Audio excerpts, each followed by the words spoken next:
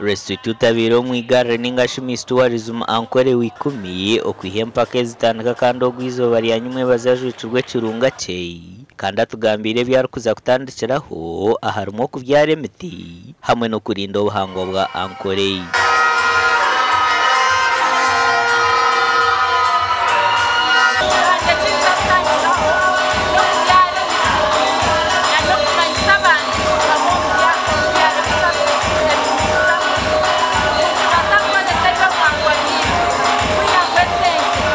Shatse kutesa omnyishengero kazahabwa sembabure kandi ubira ryo mugenyi mukora ha mukorogo hine byagambira basingire.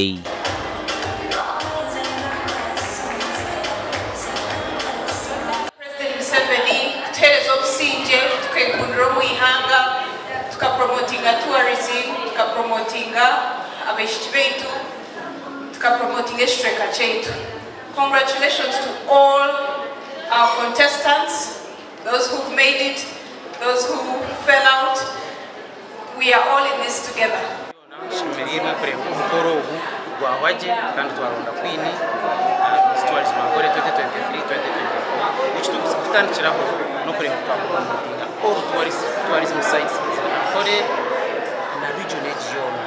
That is our goal number 1. Sharida kuraba ko kurgisinjiro nwabiro wa kabiri kandi Hopkins ayino mujuni okurgo muri shema abiro wa kashatu kandi abantu bija kweta bo mu mpaka zihangariyo no muri Kampala ahabwa Miss Tourism Uganda.